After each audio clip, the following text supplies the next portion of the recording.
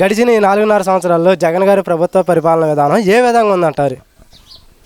జగన్మోహన్ రెడ్డి గారి పరిపాలన చూస్తూ ఉంటే ఎక్కడికక్కడ రోడ్లు గుంతలు రోడ్లు పరిస్థితి అది. ఆటోల పరిస్థితి వచ్చేసరికి సంవత్సరానికి జగన్మోహన్ రెడ్డి గారు ఇచ్చే 10,000 కంటే మూడింతలు ఎక్కువైతున్నాయి అని చెప్పి ఆటో వాళ్ళ పరిస్థితి. బాలింతల పరిస్థితి చూస్తే తల్లి బిడ్డ కూడా నిన్నగాక మొన్నే పేపర్కి ఇచ్చారు, డోల్లో కట్టుకొని వెళ్తున్నారు. ఏంటి వెళ్ళేది, శవాలను తీసుకెళ్లే పరిస్థితి ఉంది. అది జగన్మోహన్ రెడ్డి గారి రోడ్లు పరిస్థితి. ముసలోళ్ళకి వచ్చేసరికి ఏమైంది, వాళ్ళకి వచ్చే పెన్షన్కి వాళ్ళ మందులు ఖర్చులు కూడా సరిపోయేంత పరిస్థితి కనపట్టలేదు. జగన్మోహన్ రెడ్డి గారి పరిపాలన కానీ, జగన్మోహన్ రెడ్డి గారి ఆలోచనలు కానీ, ఆయన రేత్రిపూట ఆయనకి ఏ కాలం అయితే వస్తుందో తెల్లారిపాటికి అది అమలు చేస్తూ ఉన్నాడు.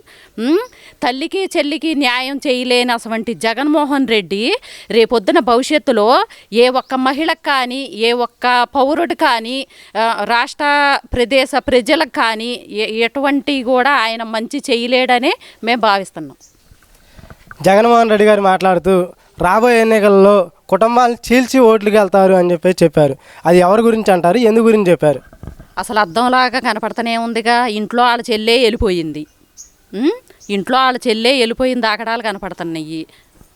అట్లా అసలు ఆ విషయంలో ఆయన్ని మనం తప్పుపట్టే ఉద్దేశాలు ఏమన్నా ఉన్నాయంటే ముందు వాళ్ళ కుటుంబం గురించి. వాళ్ళ బాబాయ్ కూతురు కూడా కాంగ్రెస్లోకి వస్తానని చెప్పి ఆమె కూడా చీలిపోయింది, వాళ్ళ బాబాయ్ కూతురు కూడా. అటువంటిది వాళ్ళ కుటుంబాలలోనే చీలు బయటకు వస్తుంటే ఇంకా వ్యతిరేకత అనేది, పార్టీ వ్యతిరేకత అనేది బయట కుటుంబాలకు అనేది అది రావటం అనేది అది చాలా సహజం. పూర్తిగా మద్యపాన నిషేధం చేసిన తర్వాత ఓట్లకి వెళ్తామని చెప్పిన జగన్మోహన్ రెడ్డి గారు, మరి మద్యపాన నిషేధం ఎంతవరకు పూర్తయింది?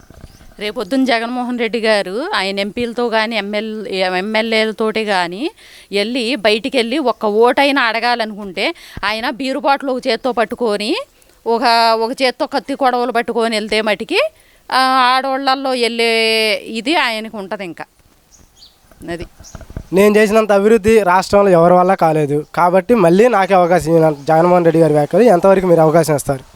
కేజీ బంగారం ఇస్తానని చెప్పాడు కదా, ఈసారికి నాకు ఒక అవకాశం ఇవ్వండి, ఇంటికి ఒక బెంజ్ కారు కేజీ బంగారం ఇస్తామని చెప్పాడు.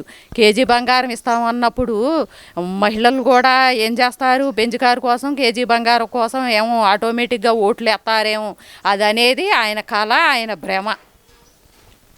ఖచ్చితంగా మళ్ళీ మా వైసీపీ ప్రభుత్వం అందే పవన్ కళ్యాణ్ చంద్రబాబు ఎంతమంది కలిసి వచ్చినా సరే మళ్ళీ జగన్ అనే అధికారంలోకి వస్తాడన్నటువంటి వైసీపీ మంత్రుల వ్యాఖ్యలు ఎంతవరకు నిజం ఉంది? నెక్కచ్చిగా చెబుతున్నాము. కంపల్సరిగా వైసీపీ ప్రభుత్వం అనేది గాల్లో కలిసిపోయి గాల్లో కొట్టుకుపోవటం బట్టి అది పక్కా. అది చంద్రబాబు అనే వ్యక్తి డబ్బుల కోసం మాత్రమే టికెట్లు అమ్ముకుంటున్నాడు అన్నటువంటి మంత్రి రోజా గారు మాట్లాడుతున్నారు. ఈ వ్యాఖ్యలు ఎంతవరకు కరెక్ట్?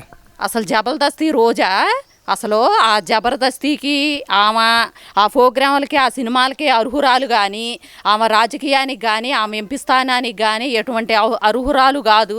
అసలు ఇవాళ రోజా అనే మనిషి అసలు ఆడవాళ్ళకు కూడా అందరికీ కూడా సిగ్గుచేటనే చెప్పాలి.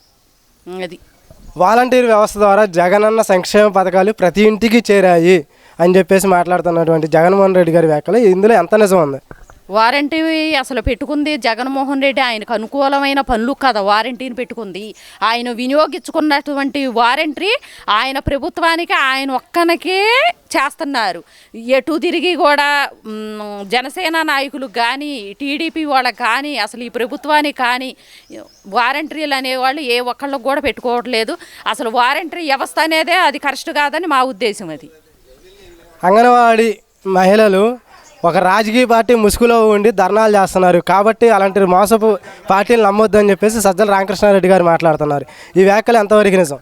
సజ్జల రామకృష్ణారెడ్డి గాను వైఎస్ జగన్మోహన్ రెడ్డి ప్రజలలోకి వస్తే, అంగన్వాడీ వాళ్ళ దగ్గరికి వస్తే చెప్పు తెగేదా కొట్టేటట్టున్నారు. అంగన్వాడీ వాళ్ళు చెప్పు తెగిపోయేటట్టు కొట్టేటట్టు ఉన్నారు.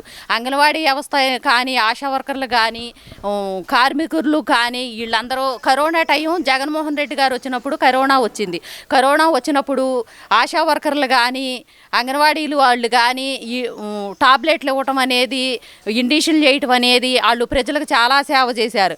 అట్లాంటి వాళ్ళని అంగన్వాడీ వాళ్ళని అవమానపరచడం అనేది అది అసలు సిగ్గుచేటుతనం. అది అసలు